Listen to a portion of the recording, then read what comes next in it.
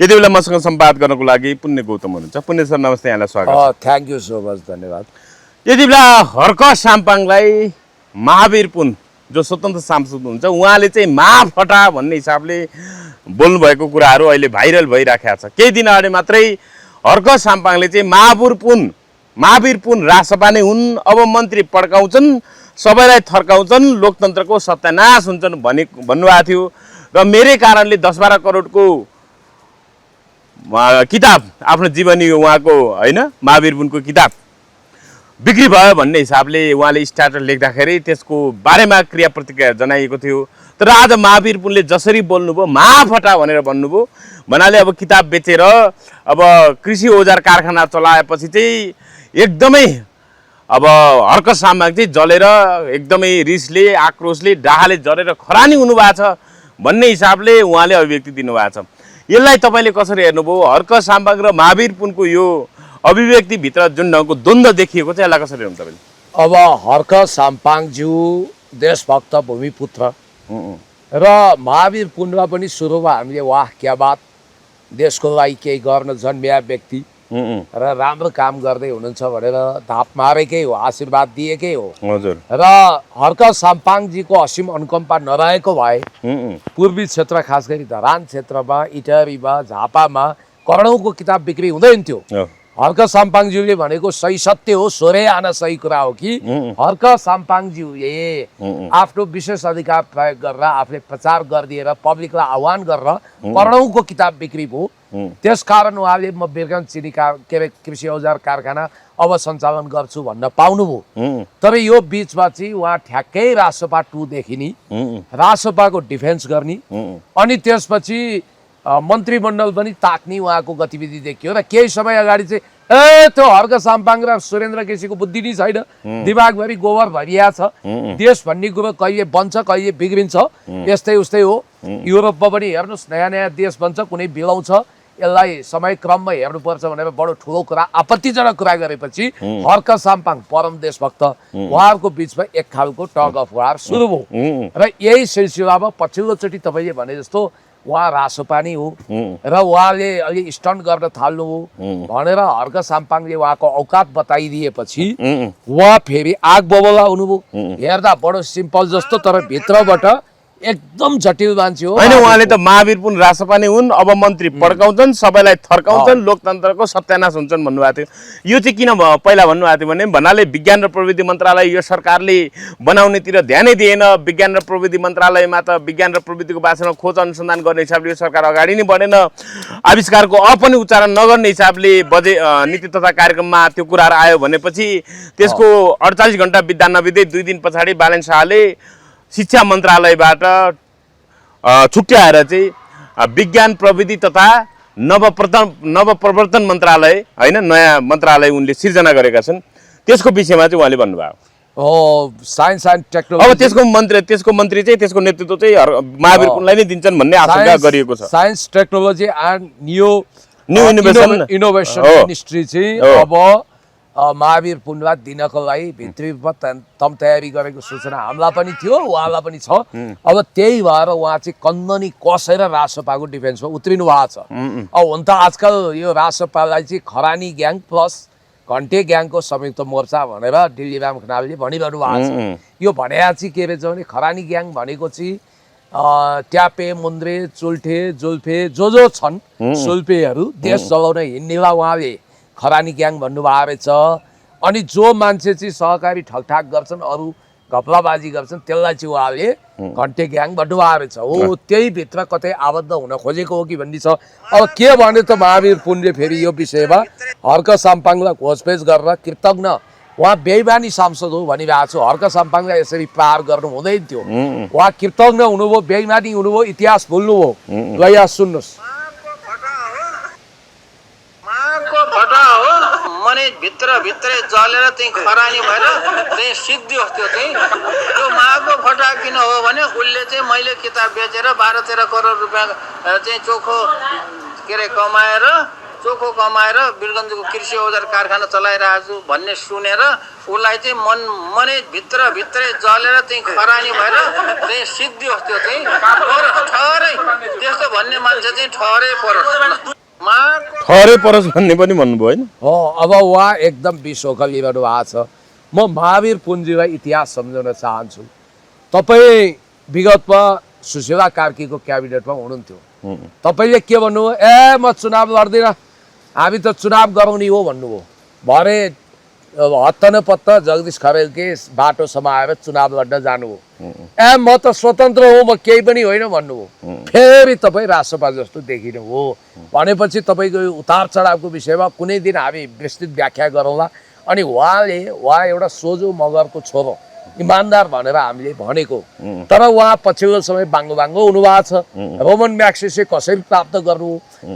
एसियाको नोबल भनिन्छ, फिलिपिन्सको मनिलामा त्यो पुरस्कार वितरण हुन्छ, त्यसको पनि कथा छँदैछ।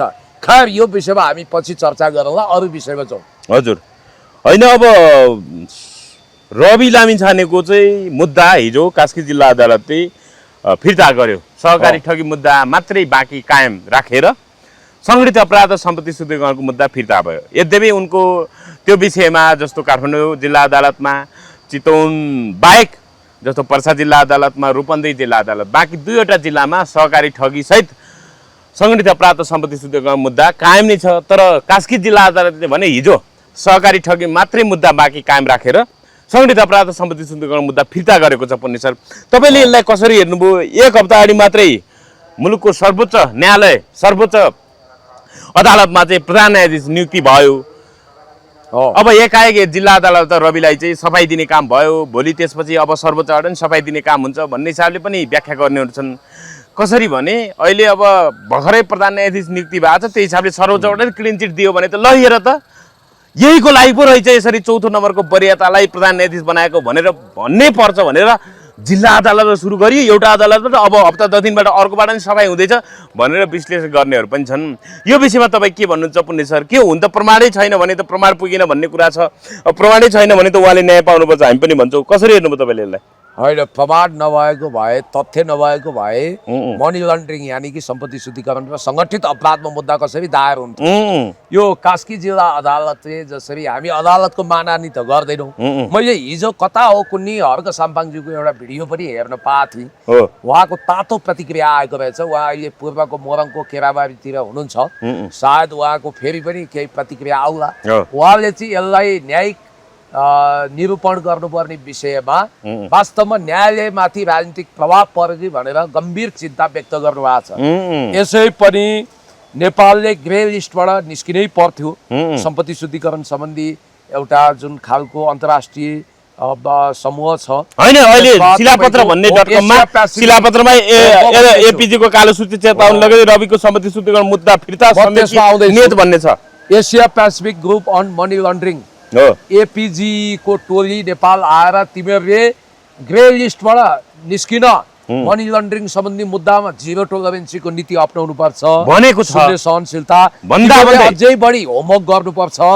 तिमीहरूले यो कालो सूचीमा निस्किनको, कालो सूचीमा नपर्नको लागि धेरै मेहनत गर है भनेर सरकारलाई चेतावनी दिएर गए। लगत्तै कालो सूचीमै पर्ने गरी, एपीजे को कालो सूचीमा पर्ने गरी सरकारले जुन ढङ्गले एउटा कदम चालेको थियो, जस्तो अब तपाईँको महान्यायाधिकर्ताको कार्यालयले सिफारिस गर्यो, कास्की जिल्ला अदालतले मान्यो, तर चितवनको, काठमाडौँको र बाराको जिल्ला अदालतले यो कुरा सदर गरे। बारा होइन, पर्सा अनि रूपन्देही र काठमाडौँमा बाँकी छ। चितवनमा त सरकारी वकिल नै परिवर्तन भयो नि त, त्यहाँ अब त्यो सम्पत्ति शुद्धिकरण मुद्दा दर्ता नगरे भयो। एकचोटिमा दुधको दुध पानीको पानी छुट्टियोस् भनेर न्युज पनि पढ्न चाहन्छु। एपीजी को कालो सूची चेतावनी लगत्तै रविको सम्पत्ति शुद्धिकरण मुद्दा फिर्ता, संयोग की नियत भन्ने छ शीर्षक।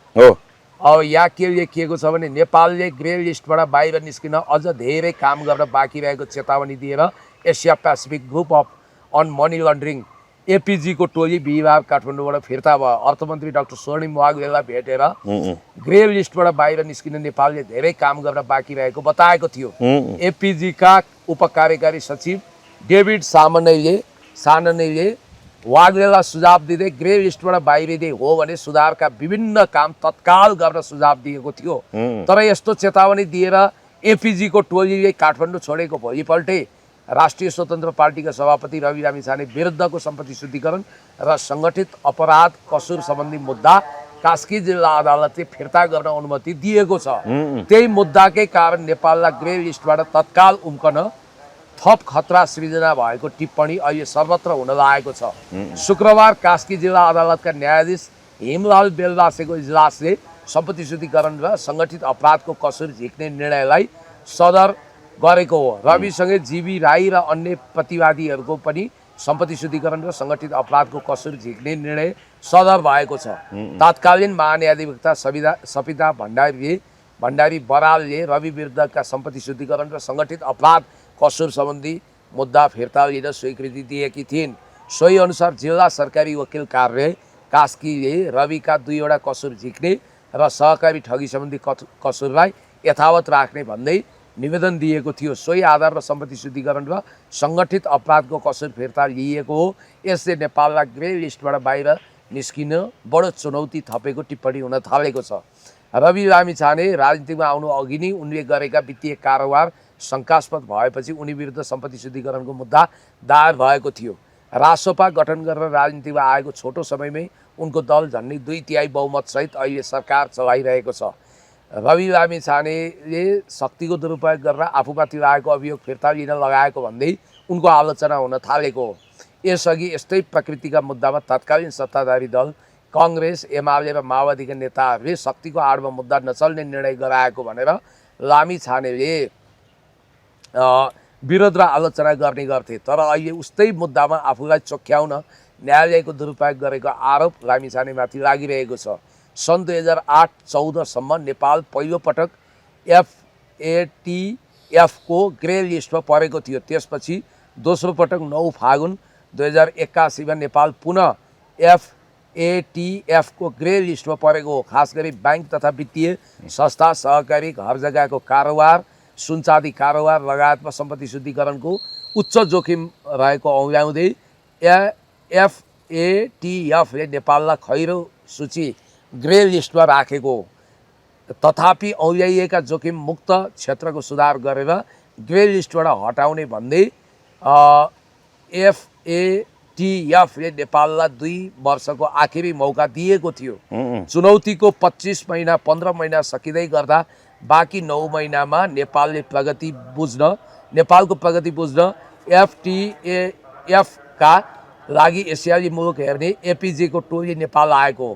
तर टोली फर्किएको भोलिपल्टै सम्पत्ति शुद्धिकरणको मुद्दा फिर्ता लिने निर्णयले खतरा बढाएको छ। अब कस्ता थिए FATF-ले दिएका सुझावहरू? 1. मनी लन्ड्रिङ, सम्पत्ति शुद्धिकरण र आतङ्कवादी क्रियाकलापमा वित्तीय लगानी सम्बन्धी जोखिमयुक्त क्षेत्रहरूको स्पष्ट पहिचान मूल्याङ्कन गर्ने। 2. बैंक तथा वित्तीय संस्थामा कालो धनको कारोबार, जोखिम सुरक्षा र FIU प्रणाली मजबुत बनाउने। 3. सम्पत्ति शुद्धिकरणको उच्च जोखिमयुक्त सहकारीहरूको कडा अनुगमन तथा सुपरिवेक्षण गर्ने। 4. क्यासिनो क्षेत्रको निगरानी बढाउने र पारदर्शिता बढाउने। 5. सुनचाँदी तथा बहुमूल्य पत्थर गरगहना कारोबारको क्षेत्रमा उच्च निगरानी राख्ने। 6. घर जग्गा कारोबार स्रोत खुलाउने कडा व्यवस्था कार्यान्वयन गर्ने। 7. हुन्डी तथा अवैध कारोबार नियन्त्रणमा कारबाहीको व्यवस्था मिलाउने। 8. वित्तीय समावेशीकरण बढाउँदै अनौपचारिक कारोबारलाई औपचारिक प्रणालीमा ल्याउने। 9. शङ्कास्पद कारोबारको प्रभावकारी अनुसन्धान र कारबाही गर्ने। 10. सम्पत्ति शुद्धिकरणमा संलग्नको सम्पत्ति ट्र्याक, फ्रिज र जफत गर्ने। यसका लागि बलियो संयन्त्र बनाउने। 11. मनी लन्ड्रिङ विरुद्ध मुद्दाको अनुसन्धान र अभियोजन प्रभावकारी बनाउने। 12. आतङ्कवादी सङ्गठन तथा प्रतिबन्धित समूह सम्बन्धी वित्तीय कारोबारमा विशेष ख्याल गर्ने। विनाशकारी हात हतियारसँग सम्बन्धित वित्तीय गतिविधि नियन्त्रण गर्ने। 12. सम्पत्ति शुद्धिकरण तथा आतङ्कवादी क्रियाकलापमा वित्तीय प्रयोग विरुद्धको कानुन निर्माण र कार्यान्वयनमा शीघ्र सुधार गर्ने। यसरी स्पेसल असाइनमेन्ट दिएको रहेछ अन्तर्राष्ट्रिय संस्थाले। तर त्यसको विपरीत विनाशकालले विपरीत बुद्धि भयो। मान्छे न्यायिक निरूपण हुनुपर्थ्यो अदालतबाट, यसरी मुद्दा फिर्ता हुने थिएन, हुँदैन हुन्थेन, खारेज हुनुहुन्थेन। यो जोखिम बढेर ग्रे लिस्टबाट ब्ल्याक लिस्टमा अब नेपाल पर्ने भयो। नेपाल रवि लामिछानेको कारण नेपाल ग्रे लिस्टबाट ब्ल्याक लिस्टमा पर्ने भयो भन्ने छ। यसले गर्दा के प्रभाव पर्छ म तपाईँलाई भनिदिन्छु। अन्तर्राष्ट्रिय मुद्रा कोष, world bank, Asian development bank, होइन हाम्रो अन्तर्राष्ट्रिय कारोबारै बन्द हुन्छ नि। सुन्नु, म 4-5 कुरा भन्छु। अनुदान दिँदैन, ऋण लिने छुट्टै कुरो, अनुदान सुक्को दिँदैन। पहिलो कुरो, बिआरआई अन्तर्गत बेल्ट एन्ड रोड इनिसिएटिभ अन्तर्गत अनुदान आउने बाटो बन्द हुन्छ। हाम्रो अन्तर्राष्ट्रिय कारोबार ठप्प हुन्छ, जस्तो सोमालियाको ठप्प भएको छ, बुरुन्डीको ठप्प भएको छ, त्यस्तै हुन्छ। त्यसकारण वित्तीय अपराधको जोखिममा नेपाल परेकै थियो र यो बालन सरकारले यसै पनि नेपालको अर्थतन्त्र ध्वस्त भएको छ र चेतावनी दिएको भोलिपल्टै रवि लामिछानेलाई सुनपानीले चोक्याउनु भनेको यो महाको अपराध हो, घटिया काम हो। होइन, रवि लामिछाने, छविलाल जोशी, जीवी राई सबैको खारेज भयो त, होइन र? अब यहाँ जीवी राईको सवाल होइन, जीवी राई के हो भन्नुहोस् त? जीवी राई अहिलेसम्म उनको के हो अवस्था? अज्ञात हुनुको पछाडि के कारण हुनसक्छ पुण्य सर? किन सार्वजनिक यसमा त स्पष्ट कुरा छ। जीवी राई कहाँ छन् भनेर हामीले भनिरहेछौँ। रासपाकै सांसदहरूले उनी जीवित नहुन सक्छन्, जीवित भए पो ल्याउनु भनिरहेका छन्। हामीले भनेका छौँ आकाश पाताल, दुई पाताल, यत्र तत्र सर्वत्र, 3 त्रिलोक 14 भुवन, जहाँबाट भने पनि खोजेर लिनुपर्छ। उनी कहाँ छन्? सातौँ आसमान माथि छन् कि जमिन मुनि छन् भनेका छौँ। अब हामीलाई सास भनेपछि, रास भनेपछि पनि चाहियो, चाहियो भनेपछि चाहियो भनेर हामीले भनिरहेका छौँ। र जीवी राईको अवस्था अज्ञात छ र रासपावाला खास गरी रवि लामिछानेले यसको पुरा जिम्मेवारी लिनुपर्ने हुन्छ। पुलिस सर, अब रासपाको यो बैठकमा चाहिँ हात हालालको स्थिति आएछ, भागाभागको स्थिति आएछ, सांसदहरूले लखेटिएछन्, प्रहरीले बाल बचाएछन्, प्रहरीले नै उद्धार गर्नुपर्ने अवस्था आएछ। बारा जिल्लाको विस्तारित बैठकमा चाहिँ रासपा सांसदहरू झन्डै कुटिने स्थितिमा पुगेका छन्।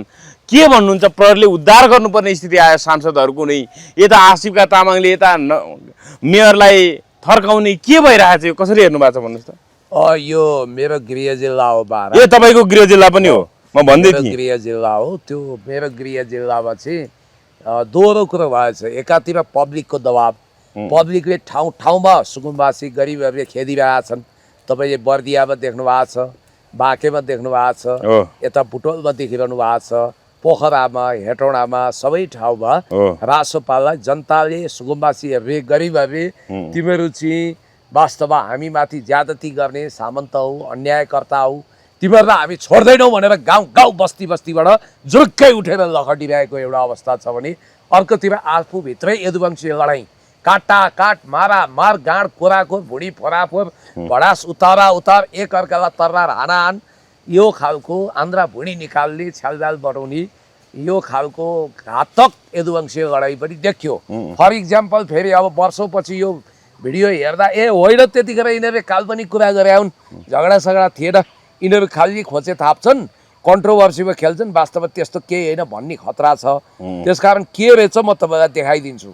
यो अहिले नेपाल प्रेसमा पनि भिडियो आएको छ, ल हेर्नुहोस् यहाँ।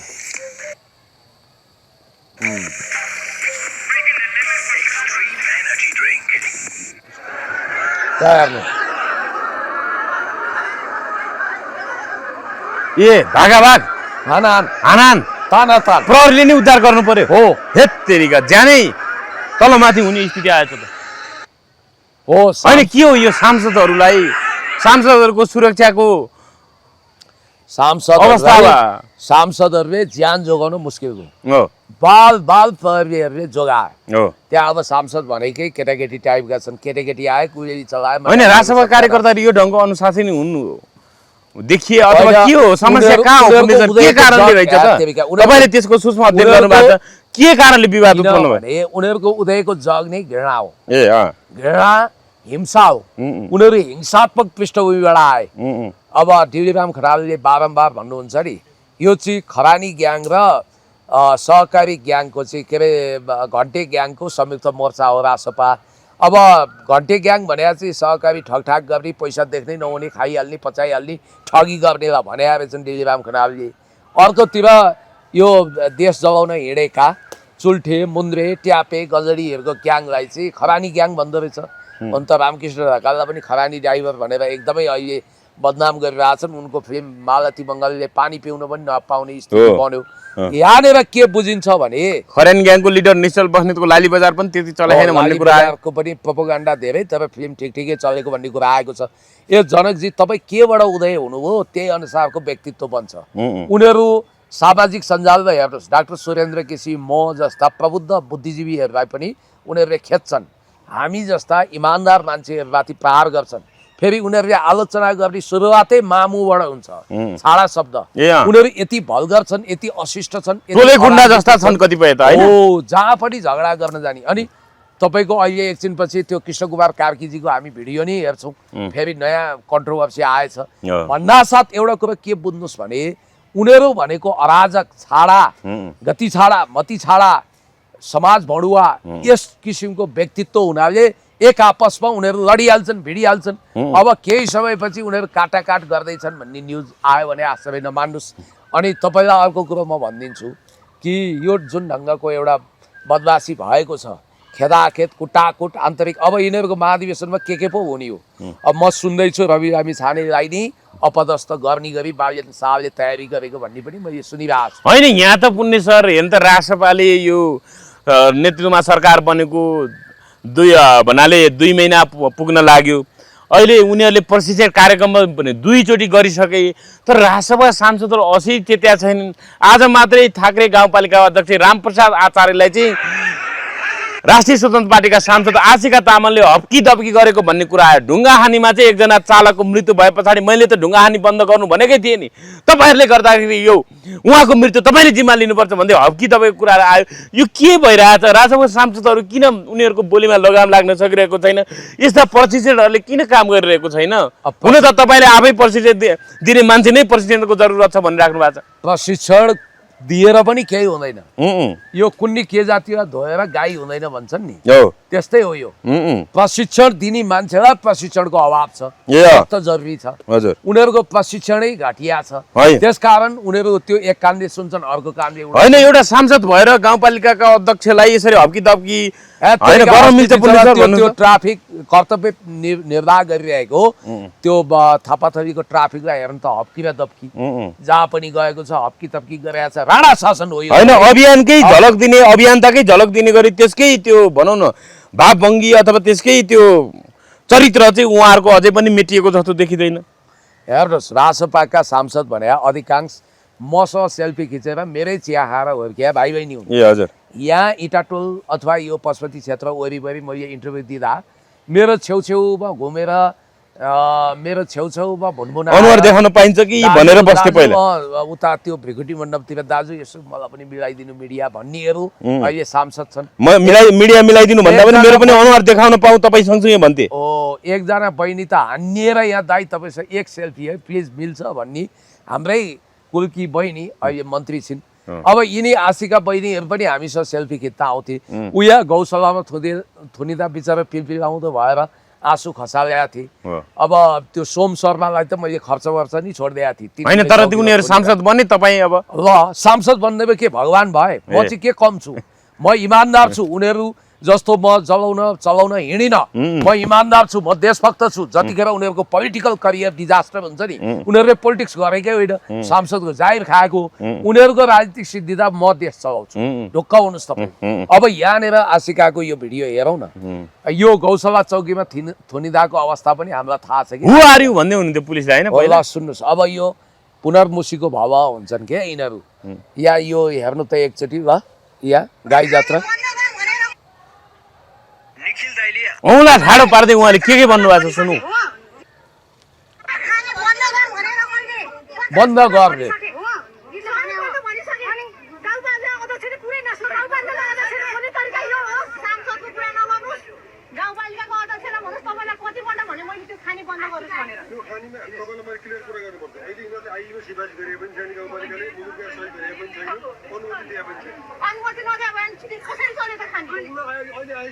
होइन, हप्काउने तरिका यो हो। यिनीहरू कहाँका शासक हुन्? राणा शासक हुन् यिनीहरू।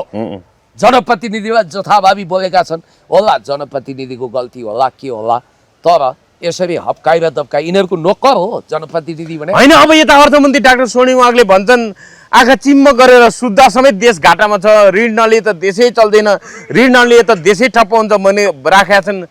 के हो पुण्य सर, यिनीहरू सरकारमा आएको 2 महिना भएको छैन, 61 अर्बभन्दा बढी ऋण लिइसक्यो, वैदेशिक ऋण लिइसक्यो। के भइरहेछ भन्नुहोस् त? यो देश त अब यिनीहरूले झन् ऋणमा डुबिने हो क्या हो।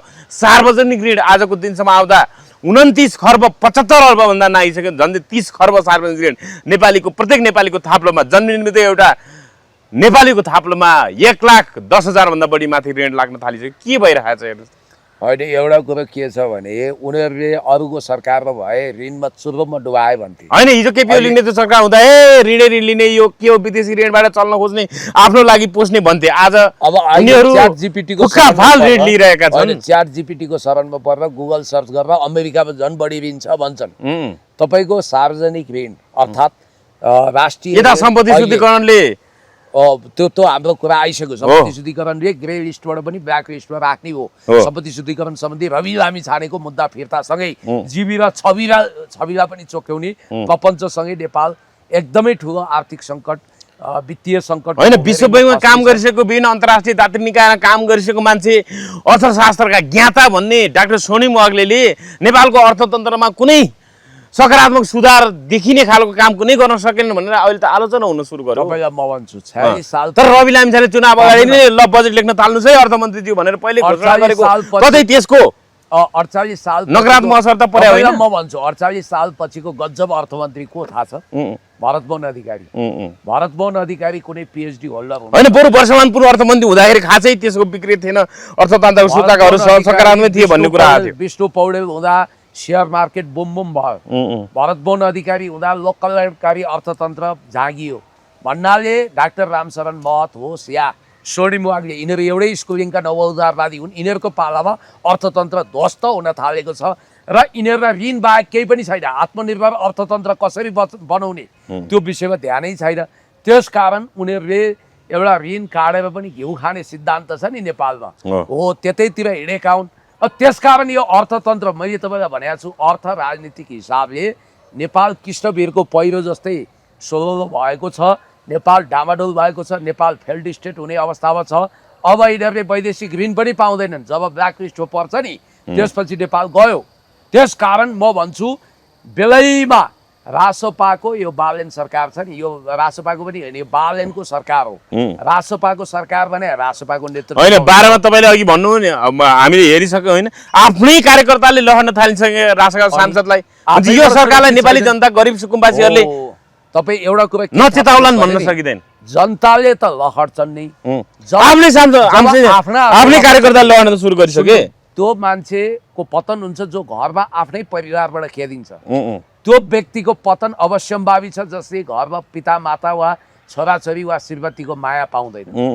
त्यो नेता, त्यो सांसद पतनमा गयो जसलाई जनताभन्दा अगाडि कार्यकर्ताले खेद्छन्। याद गर्नु होला, विनाशकाले विपरीत बुद्धि। यो सबै के भने गरिबको रगत आँसु पसिना छ नि, ती गरिब, ती निमुखा, ती होचा, ती अर्गेला, ती सुकुम्बासीहरूको श्रापमा आँसुले पोलेर यिनीहरूको मति भ्रष्ट भयो। यिनीहरू सिद्धिँदैछन्। ल एउटा सांसदको हेर्नु त त्यहाँ चर्तीकला नाइजेरियन युवतीसँग त जोडिए फेरि अर्को भिडियो आएको रहेछ, थाहा पाउनुभयो? हेरौँ नि त, एकचोटि हेरौँ। यहाँ होइन, भिडियो पनि कति आउँछ पुण्य सर? त्यही त भने फेरि ठ्याक्कै खिचिदिएछ। राष्ट्रिय स्वतन्त्र पार्टी हो कि राष्ट्रिय काण्ड पार्टी हो यो? त्यही अचम्म छ। मैले एउटा भिडियो प्राप्त गरेको छु, उहाँको नाम कृष्ण कार्की नै रहेछ। र अहिले होइन, अर्थमन्त्रीको बारेमा थप व्याख्या गर्नु, किन सुधार गर्न सक्नु भएन उहाँले? होइन, उहाँले सुधार गर्न सक्नुहुन्न। बालेनजीको उहाँ लाचार छाया हो।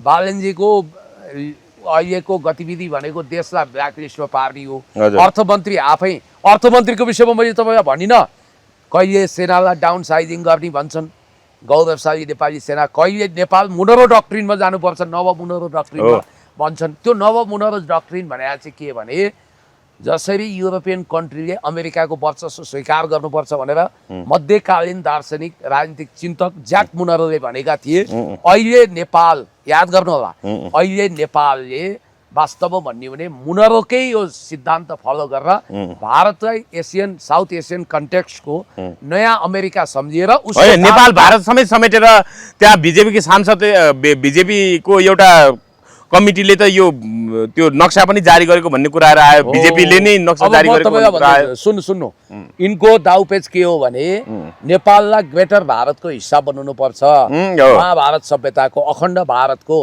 मोदीले एउटा घटिया नक्सा पनि जारी गरेका छन् र यिनी इन्डो वेस्टसँग साललाल जोडिएका छन् र यिनले मोनरोवादी डक्ट्रिन अन्तर्गत भारतको कुरा सुनिदिनुपर्छ मानिदिनुपर्छ भारतको दासानुदास हनुमान दास बन्नुपर्छ भनेका छन् उता भारतमा आगो सल्क्या तपाईँले देखिहाल्नुभयो कक्रोच जनता पार्टीको हल्लामा छ होइन 15 मिलियन पुगेछ फलोवर्स हेर्नु त जबकि भाजपाको पनि त्यही 7-8 मिलियन छ 80-90 लाख मात्रै 9 मिलियन छ भने चाहिँ प्रधान न्यायाधीशले जब एउटा आदेश विश्वकै सबभन्दा ठुलो फलोवर भएको पार्टी नै भारतीय कक्रोच पार्टी भनौँ हो त्यो पार्टी अब निर्माणाधीन छ पाइपलाइनमा छ अब 11 घण्टा मोबाइल चलाऊ गाली गर्नुसम्म गर उफ्री थाप्री गर असभ्य बन भनेको छ यो केजरीवाललाई चाहिँ डिप स्टेटले वास्तवमा भारतमा अनिल कपुरको एउटा नायक भन्ने फिल्म आयो ठ्याक्कै त्यस्तो इमेजमा उतारे तर उनी पछि इडीको हिरासतमा गए उनमा विभिन्न अभियोग आएपछि उनको पोलिटिकल करियर डिजास्टर भयो त्यसपछि नेपालको जेन्जी मोभमेन्ट भने जस्तै सके चुनावबाटै सत्ता कब्जा गर्ने नभए ध्वंस गरिदिने किनभने भारत भनेको आर्थिक सामाजिक सांस्कृतिक वर्गीय राजनीतिक धार्मिक सबै हिसाबले बारुदको थुप्रोभित्र उभिएको माथि उभिएको राज्य जस्तो हो त्यो एकदम विस्फोटक तहमा छ त्यहाँ अत्यन्तै तपाईँको खतरनाक अवस्था भएको हुनाले भारत अहिले क्रान्ति अथवा विद्रोहको सङ्घारमा छ पाकिस्तान भारतमा बेरोजगारीको समस्या तीव्र छ त्यही हिसाबले जेनजेट युवाहरू एकदमै आक्रोशित छन् भारत कस्तो डरलाग्दो देश हो अरे एन्टिलिया भन्ने संसारकै महँगो महलको मालिक त्यही मुम्बईमा बस्छन् त्यही झोपडपट्टिमा 10 पुस्तादेखि रेलवे प्लेटफर्ममा झोपडपट्टिमा बिचरा एक छाक खाना पनि खान नसक्ने ठुलो वर्ग लाखौँ त्यहाँ बस्छ भन्ने बित्तिकै त्यहाँ त एउटा चिङ्गारी एउटा सानो झिउको भए पुग्छ अब यता तपाईँले देखिहाल्नुभयो कक्रोच जनता पार्टीले अहिले तहल्का मचाइदियो त्यो पार्टी बनिसकेका छैन तर त्यसको अभियानले आगो लगाइदियो मोदी डराइरहेका छन् त्यहाँ कुनै जस्मिन रिभोल्युसन जस्तो जेन्जी विद्रोह जस्तो हुन्छ कि नेपालमा जस्तो भनेर उनीहरू डराइरहेछन् र मोदीलाई सत्ताबाट च्युत गर्न अमेरिका पनि चाहन्छ भारतलाई अस्थिर बनाउन भारतलाई तबाह गर्न ऊ चाहन्छ उता अमरेश सिंहले त नेपाल जस्तै भारत पनि तबाह हुने क्रममा छ भनेर अहिले होइन जसरी अब भारतको सर्वोच्च अदालतका प्रधान न्यायाधीश सूर्यकान्तले चाहिँ यो बेरोजगार युवाहरूलाई चाहिँ कक्रोचसँग तुलना गरेपछि कक्रोच जनता पार्टी नै खुल्यो होइन भन्नाले अब सामाजिक सञ्जालमा खुलिसक्यो त्यहाँ त ट्विटरमा त त्यो अकाउन्ट नै बन्द भएको भन्ने कुरा यति धेरै फलोवरको बेगले गर्दा भनेपछि त्यहाँ जब युवाको आक्रोश विस्फोट हुन्छ नि भन्नाले युवाहरूलाई त्यसरी अपमान गर्नु बेरोजगार भने कक्रोच हो प्यारासाइट जस्तो हो अरूको रगत चुस्ने अरूको मा भर पर्ने भनेर युवाहरूलाई रोजगारी दिन नसक्ने अनि तिनै युवाहरूलाई अपमान गर्ने घृणा गर्ने प्रवृत्ति चाहिँ वास्तवमा खतरनाक हुँदो रहेछ भनेर भारतले भन्नाले त्यहाँ देखायो होइन त्यहाँ देखियो र भारतमा अहिले जुन विद्रोहको सम्मुखमा भारत उभिएको छ भारतमा यसै पनि साम्प्रदायिक जातीय धार्मिक लडाइँ छ धार्मिक अल्पसङ्ख्यामाथि दमन छ मुस्लिम क्रिस्चियनमाथि अति हिन्दूवादीहरूले म पनि वैदिक सनातनी हुँ तर पेलपाल झेलझाल ठेलठाल गर्नु हुँदैन धार्मिक आधारमा दङ्गा गर्नु हुँदैन भन्ने मेरो मान्यता हो गुजरात दङ्गाबाट उदय भएको मोदीको अन्त्य पनि कुनै यस्तै तपाईँको खतरनाक काण्डबाट हुनसक्छ भन्ने कुरोको भविष्यवाणी चाहिँ तपाईँलाई एउटा म सम्झाउँछु नास्ट्रेडमस भन्ने विश्व प्रसिद्ध एकजना फ्रान्सेली ज्योतिषीले भारतमा मोदीको उदय हुने र उनको विद्रोहद्वारा 2028 भित्र अन्त्य हुने भविष्यवाणी गरे रहेछ 2028 याद गर्नु होला त्यो भित्र चाहिँ मोदी खतरनाक हिसाबले अन्त्य हुन्छ मोदी राजको भनेर भनिएको छ र मोदीलाई नै भारतको अन्तिम प्रधानमन्त्री भन्नेहरूको पनि होइन अहिले त विश्वको तेस्रो अर्थतन्त्र हुँदै चौथो अर्थतन्त्र हुँदै थियो तर अहिले छैटौँमा झरिसक्यो भारतीय अर्थतन्त्र त्यो त हल्ला बढी हो उनीहरूले गर्छन् पहिलोमा चिनै पुगिसक्यो त्यही भएर चिनलाई चिनिरहेछन् तपाईँलाई एउटा कुरो भन्छु कि अहिले वास्तवमा भन्ने हो भने भारतले जापानलाई पनि उछन्या भनेर रिपोर्ट आएको थियो तर अहिले छैटौँमा झर्यो जर्मनी पछाडि झर्यो भारतले जसरी छिमेकीहरूलाई तबाह गर्नको लागि एकदमै पापहरू गरेको छ नि श्रीलङ्कामा विद्रोह गराउने बङ्गलादेशमा गराउने नेपालमा गराउने यो गरेर यसको पाप उनीहरूलाई पनि कराउँछ यो भगवान पशुपतिनाथको देश हो त्यसकारण नेपालमा भारत वा पश्चिमाका दासानुदास हनुमान दास पनि गुटुटु खेदिने दिन आउँछ एक दिन सबै गरिब दुखी रोगी असहाय सुकुम्बासी जुर्कै उठेर यहाँ विद्रोह गर्यो भने मानौँ न 10,000ले सत्ता चेन्ज गरेर सुशीला कार्कीलाई गैर संवैधानिक ढङ्गले प्रधानमन्त्री बनाए भोलि लाखौँ मान्छे उत्रिएर हर्क साम्पाङ वा पुण्य गौतम वा तपाईँ हामीलाई सत्तामा पुर्यायो भने आश्चर्य मान्नु पर्छ। यहाँनिर पुण्य सर, यहाँ अब राजसभा भित्र यसरी असंस्कृति बढी के कार्यकर्ताहरूले सांसदहरूलाई नै लखट्ने स्थिति आइराख्दाखेरि फेरि यहाँ सांसदलाई नै पार्टीले कारबाही गर्ने जस्तो कुराहरू आइराखेको छ। जस्तो अहिले डाक्टर अमरेश कुमार सिंहले हर्क साम्पाङै जस्तो लाइन बोलिराख्दाखेरि उनलाई चाहिँ पार्टीले अनुशासन कारबाही गर्न सक्ने, बढी नबोल्न चेतावनी दिन सक्ने भन्ने कुराहरू लिखित स्मरणको सोध्ने कुराहरू आइरहेछ। कसरी हेर्नुभयो अमरेश कुमार सिंहलाई अब पार्टीले कारबाही गर्ला? अमरेश कुमार सिंहको अहिलेको आक्रोश भने मन्त्री बन्न नपाएकोमा उनी आगबबुला भएका हुन्। वास्तवमा उनी दुध होइन, तर उनले बोलेको कुरा त सही सत्य पनि छन् नि, होइन? सही त बिग्रिया घडीले पनि दुईचोटि सही समय दिन्छ भन्ने तपाईँलाई थाहा छ नि। मानव यो घडी बिग्रियो 12 बजे हुँदा ट्वाक्कै बिग्रियो भने दिउँसोको 12 बजे र रातिको 12 बजे दुईचोटि एकदम सही समय दिन्छ। हो, अमरेश चाहिँ पनि आक्रोशमै सही, उनले केही सही कुराहरू उठाए, तर त्यो चाहिँ मन्त्री हुन नपाएको कुण्ठा पीडा उनले चाहिँ परराष्ट्र मन्त्रालय, गृह मन्त्रालय ताकेका रहेछन्। त्यो पाएन, नपाएपछि उनी झोकिएका हुन्। यिनी पनि कम त हुन्। कैलालीको टिकापुरमा हिंसा हुनु अगाडि हिंसा भड्काउन गएका त्यहाँ। यहाँ सिंहदरबार जलाउन सक्छौ भने जलाऊ, BICC भत्काउन सक्छौ भने भत्काउ, सर्वोच्च अदालतमा आगो लगाऊ भनेर यिनले निर्देशन दिएछन् बालेनलाई। त्यस कारण बालेन साहब प्रधानमन्त्री भएन भने आत्महत्या गर्छु भन्थे। यस्ता दोगला दैचिउरे लाइपाते पिपल पाते मान्छेको कुरा गरेर साध्य हुँदैन। तर उनले 3टा कुरा जेन्युन गरे। एउटा, पुलिस स्टेट बन्नु हुँदैन। अर्को चाहिँ संविधानभन्दा ठुलो सरकार छैन, संविधानको परिपालन गर्नुपर्छ। तेस्रो कुरो, महानगरको टिमले सरकार चलायो। चौथो कुरो, पाकिस्तानको जस्तो रेजिममा जाने भयो, सैन्य तन्त्र हावी हुने भयो। चौथो चाहिँ अब प्रेस स्वतन्त्रता लिमिटेड हुने भयो। अर्को कुरो तपाईँलाई म याद दिलाउँछु, अब संसदको लाइभ पनि गर्न नदिने भयो। हर्क साम्पाङसँग कति डराएका यिनीहरू। संसदीय होइन, राज्यव्यवस्था सुशासन समितिबाट बैठकबाट निकालियो हिजो पत्रकारहरूलाई। होइन, पत्रकारलाई त तपाईँलाई म भनिदिउँ, हामी खेदिँदै एउटा कर्नरमा आएका छौँ। अहिले सेल्फ सेन्सर्ड भएका छौँ। यिनीहरूले यसो गर्दैछन् कि मानव अधिकार र प्रेस स्वतन्त्रता त पुरै कुण्ठित गर्ने गरी तानाशाही ढङ्गले अगाडि बढिरहेका छन्। बालेन, हाम्रो युवराज खत्रीजीले भन्नुहुन्छ, बालेनजीको पालेन मिडिया बाहेक अरूको कुनै खैरात नहुने दिन आउँदैछ। तर याद गर्नु होला, अति सर्वत्र वर्जयते। जस्तो गुरु त्यस्तै चेलो हुँदो रहेछ। त्यो कृष्ण कुमार कार्कीले रवि लामिछानेजीको सिको गरे जस्तो लाग्यो। रवि लामिछानेले लाजै नमानिकन एउटा ल्याटिनो केटीसँग प्रेम भयो, बच्चा जन्मियो भनेर गैर जिम्मेवार कुरा गर्नुभएको छ। रवि लामिछानेजी, तपाईँले अमेरिकी नागरिकता त्यागेको निसाब प्रमाण हामीलाई चाहियो भनेपछि चाहियो देखाउनुहोस्, एउटा कुरो। दोस्रो कुरो म तपाईँलाई भन्छु, रविजीले कति सजिलै भने समाज विरोधी कुरा। त्यो बच्चा कहाँ छ? उनका 2वटा प्रेमका निशानीहरू, ईसाबाट जन्मिया सन्तानलाई उनले गोद दिन सकेका छन्। अर्का राप्रपाका झिल्के सांसद विवाहित हुन्, तर डोली तयार गर्नु, म जन्ती लिएर आउँछु, तिमी बेहुली बन्नु भनेर भ्यालेन्टाइन डेको दिन भिडियो हाल्छन्। भनेपछि यस्ता डकचरा। यही सुदन गुरुङको म्यारिजुअल स्ट्याटस के हो त? पब्लिकलाई ढाट्न पाइन्छ? होइन, तपाईँले रविको बारेमा कुराकानी गर्दाखेरि रवि लामिछाने चाहिँ यही जेठ 19 गते चाहिँ रवि लामिछाने दिल्ली जाने कुरा आयो। कसरी हेर्नु भएको छ? रवि लामिछाने यता मुद्दा फिर्ता हुने, यता बालेन सरकारको काम कारबाहीप्रति राष्ट्रभित्री सांसदहरूले तीव्र असन्तुष्टि जनाउने, यता रविको दिल्ली भ्रमणले कतै नयाँ राजनीतिक रूपमा समीकरण बन्न खोजिरहेको, नयाँ ढङ्गले राजनीतिक दिशा तय हुन खोजिरहेको त होइन पुण्य सर? कसरी हेर्नु भएको छ? बालेन शाहको अब भारत भ्रमण अनिश्चित हुँदै राख्दाखेरि त्यसपछि अर्थमन्त्री डाक्टर सोनी मगले, परराष्ट्र मन्त्री शिशिर खनालहरू पनि जाने कुरा आइरहेछ। अहिले यिनीहरू क्रमशः जान्छन्। यिनीहरूको माइबाप भनेको पश्चिमा र दिल्ली नै हो। दिल्लीका बिल्लीहरूले तपाईँको यसरी म्याउ म्याउ गर्नु ठुलो कुरो भएन र यिनीहरू होइन। अब लामिछाने गएर के त्यहाँ के कस्तो खिचडी पाग्ला त भन्नु? अब लामिछाने जानुको मतलब बालेनबाट बचाइदेऊ भन्ने हारगुहार हो। बालेन अहिले पश्चिमासँग नजिक छन्। उनले पहिला पनि जान खोजेका थिए, हामीले आलोचना गरेपछि सकेनन्। अहिले उनी जान खोजिरहेछन्। अब अन्त्यमा एउटा मात्रै भनिदिनुहोस्, हर्क साम्पाङले चाहिँ अहिले के लेख्नु भएको छ भने अब 12 गते प्रतिनिधि सभाको बैठक राखिएको छ, होइन? अब यो बजेट 15 गते, अब धेरै दिन बाँकी छैन।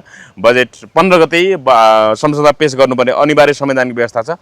त्यो हिसाबले अब 12 गते बैठक बोलाइएको छ। यदि प्रधानमन्त्री बालेन शाह नआउने भने म त्यही ढङ्गको विरोध शैली अपनाउँछु भनेर फेरि पर्चा नै प्लेकार्ड नै छातीमा टाँस्ने त शैलीमा विरोध गर्ने अथवा प्रधानमन्त्री संसद आउनुपर्छ भनेर जवाफ माग्ने भन्ने कुराहरू आइरहेछ। कसरी हेर्नुभयो? जसरी हर्क साम्पाङले दृढ अडानका साथ जसरी पनि बालेनलाई संसदप्रति जवाफदेही उत्तरदायी नै बनाएरै छाड्ने सङ्कल्प लिनुभएको छ, यसलाई कसरी हेर्नुभयो तपाईँले? मैले यो विषयलाई गम्भीर रूपमा हेरेको छु।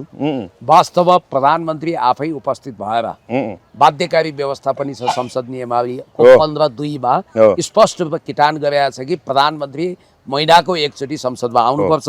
विनियोजन प्रश्नोत्तर गर्ने त्यो 56 मा संसद नियमावलीको 2079 को नियम 56 मा विनियोजन विधेयक लगायत नियम 56 को 1 2 3 4 5 मा सम्म स्पष्ट व्यवस्था छ। अन्य दफावार छलफल अन्य विधेयकहरूको दफावार छलफलमा भाग लिनुपर्छ भन्ने स्पष्ट प्रावधान हुँदाहुँदै यिनले वास्तवमा भन्ने भने एउटा गाई जात्रा गरेका छन्। संसदलाई गन्दै नगन्ने अनि कसैलाई टेर्दै नटेर्ने। हर्क साम्पाङको अडानलाई म स्यालुट गर्छु र बालन शाहको उपस्थिति अनिवार्य छ प्रधानमन्त्रीको होइन भने म जान्न भन्नुभयो। यसमा एकदमै मेरो समर्थन छ। अब हेर्नुहोस् राजसभाको कृष्ण कार्कीको अर्को काण्ड आयो भनेर अहिले बुइँ छ सोसियल मिडियामा। हेर्नुहोस् यहाँ यिनी यो अनुसार चाहिँ यिनी कुनै साथी कोही थियो होला एउटी युवतीको कोठामा लुसुक पस्छन्। होइन अब स्वास्थ्य बिमा बोर्डको सदस्यमा आफ्नै श्रीमतीले नियुक्त गर्यो भनेर पूर्व स्वास्थ्य मन्त्री दीपक शाह चाहिँ कारबाही पर्ने अनि दीपक शाह मधेसी अनि सुदन गुरुङको विषयमा नि राजीनामा दिइहाले अनि यी कार्की चाहिँ राजीनामा दिनु पर्दैन? राजीनामा दिनुपर्छ कि क्षेत्री भए अब यो सुविधा पाएका हुन् यिनको बारेमा अनुसन्धान नभएको यत्रो स्क्यान्डल भइरहेछ। जनजाति र मधेसी मात्रै यो पेलानमा पर्नुपर्ने उनीहरू चाहिँ शिकार बन्नुपर्ने अरूको काण्ड आउँदा चाहिँ कारबाही नहुने राजसभाको अनुसन्धान विभागले पनि कारबाही गर्ने भनेको छ। कारबाही गर्ने भन्दा हुँदै तिनीहरू के भन्छन् भने होइन उजुरी बाजुरी केही भएको छैन यत्रो हल्ला भएपछि उजुरी बाजुरी पराएन भनेर बसिरहेछन् उनीहरू। अहिले यो त सोरै आना अपराधलाई ढाकछोप गर्ने कुरा हो। त्यही भएर भैया अपराधी कसैको दाइ हुँदैन भाइ हुँदैन दिदी हुँदैन बहिनी हुँदैन अपराधीको कुनै भाषा हुँदैन भेष हुँदैन भनेकै हुँ। र यो विषयमा चाहिँ यिनी एकपछि अर्को विवादमा परेका छन् र यो एउटा अब अर्काको कोठामा गएर पाइन्टको जिपर सिपर लगाएको अवस्थामा भेटिएका छन्। ल अलिकति जुम गरौँ। तेरो कोठा हो त्यो केटी मान्छे सुतिरहेको छ देखेको छैन? के गर्न आएको यहाँ अरूको घरमा के गर्न आएको के गर्न आएको यहाँ के गर्न आएको? केटी मान्छे सुतिरहेको छ अरूको घरमा आउने राम धोगाई मान्छे रङ्गी हात। अब के भनौँ अब धेरै नभनौँ पुनि सर यति नै राख्नु र खै कुरा गर कुरैको दुःख। हस् धन्यवाद। Thank you.